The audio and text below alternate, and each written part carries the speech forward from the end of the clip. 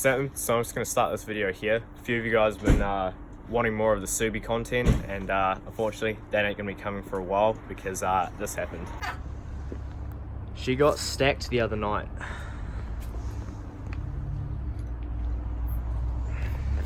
And she bit her end. So how'd it happen? Well, we were going sideways, obviously, and we had a few good runs going, but it was getting wetter and wetter. And then after a lefty, it refused to kick back the other way. We straight lined, the wheels locked up, we just went straight into a pole at about 70. Yeah, the pole hit dead centre, as you can tell. The bumper took absolutely no damage. The headlights both survived without a crack. Yeah, but she's fucked. She's well done. It's like the radiator hit the belt and it just shredded it. Not the radiator, sorry, the hood shredded the belt. Made some interesting noises. It dumped all its water. It's pretty well done for.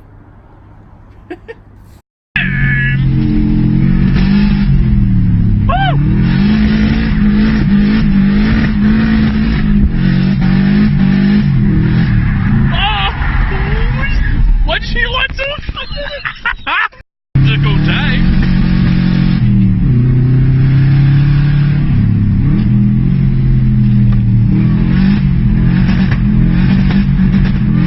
Not big and thick enough.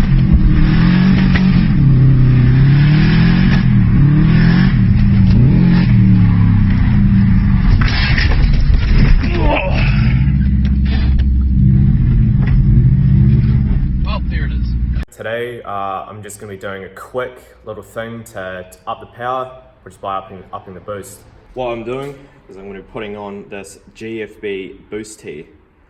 So before I get into what exactly we're going to be doing with that, how this whole system works is obviously your turbo creates boost, but you only want to make obviously a certain amount. You don't want it to free boost. So you can't see it too great, but just past the manifold there you can see my wastegate. And that has a line that runs round, the back of the engine, this one, which goes into the manifold here. And basically that, obviously, it reads what pressure's in that, and then, so it's currently got a 7-pound spring in it. So when this reaches 7 pounds of pressure in this manifold, that wastegate opens and stops the turbo from producing any more boost. What this boost tee does is this manipulates what the basically what the wastegate reads. I can make it read 7 pound when it's actually making 10 pound. More boost means more power. So chucking this in, probably just going to be tuning it up a little bit. As I said, it's just a small upgrade. Not going to be going too much more boost because I don't have a aftermarket computer. It's good. The computer that are in these are good enough to put it up to about 10, 12, but yeah, we'll put it up to 10, see how that goes, and then maybe we'll look at putting it up to 12. So to put this on, it is super simple. So you can see on the T, you've got arrows pointing in which way the air's going. So obviously the air goes from here to the gate. So you just cut right there and you just slip it over each end. I've already got a bit of hose here left over, so I'm just going to take this off, put it over one end, and yeah.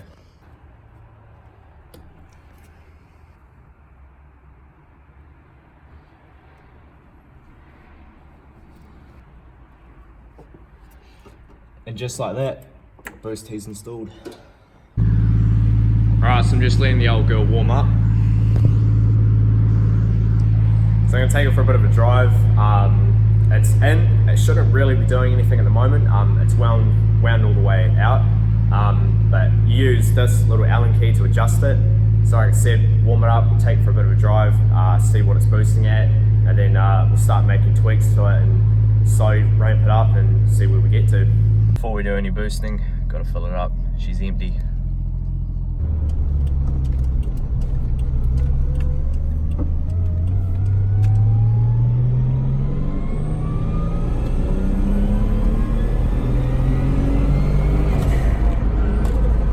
So just took it for a quick run and it's taking about 7 pound, which is what the spring in it is.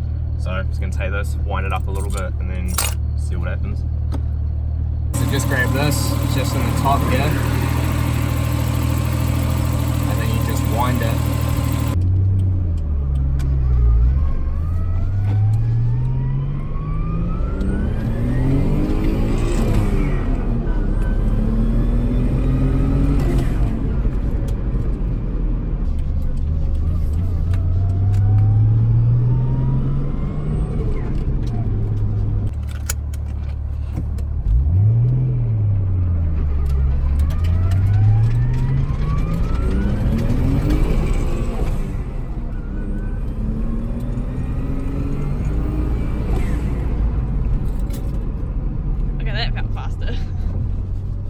I reckon give it another month or so and this whole floor is going to be covered in skid marks.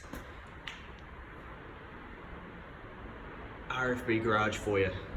Quick, cheap, easy way to turn up the boost and make more power. That boost tee, I already borrowed it off a mate. I do have a Turbo Smart one that got broken ages ago that I picked up for about $100. It was a genuine Turbo Smart one too, so $100 and you can definitely increase your power quite decently. I'm running a 7 pound spring, went for a drive, turned it up to 10, noticeable difference straight away, and then pulled over again and turned it up to 12. And it usually used to light the wheels up and first, but not anything like it did. So yeah, cheap, easy way to increase your boost.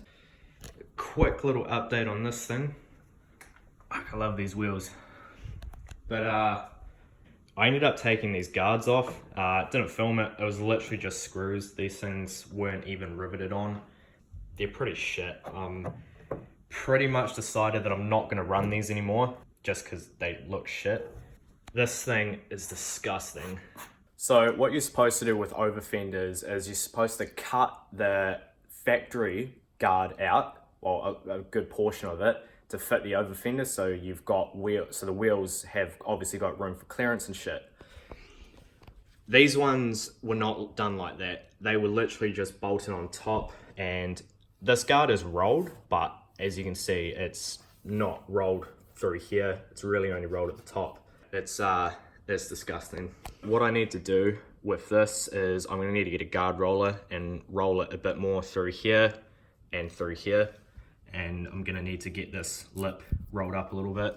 Paint's already cracking. I mean, the paint on this car is shit anyway, so I'm not gonna worry about that. I know a lot of people are probably gonna give me shit about it, but the thing with this car is I'm not trying to make it look good. I really, honestly don't really care how it looks. The wheels look sick, but paint-wise, body kit-wise, it's way, way down on my priority list. What's first is obviously getting it caged and getting it running, and then probably gonna take it out because the goal for this is to have it done by November for Fours and Rotors, South Island champs. So as long as I can get it out there, I'll be sweet. All I have to do to get it out running is get it caged, which is happening a week from now. Just got to drop the motor in. It's got an R32 cross member, so the motor's just going to drop straight in with the motor mounts that I've got. I've got a RB small box that's going on the back of this for now. I've just got to probably jig up a gearbox cross member for that. The loom that was in the Cefiro, I could probably use that just to get it running. And then I'm just going to run all standard everything just so it runs. Then I'm probably going to start doing a few suspension things. I want to get some new coilovers for it, some decent ones, so I can actually, adjust it properly. Because the ones that are on this are old and crap. And then I want to get a knuckle kit for the front. But anyway, that'll be it for this one. Catch you next time.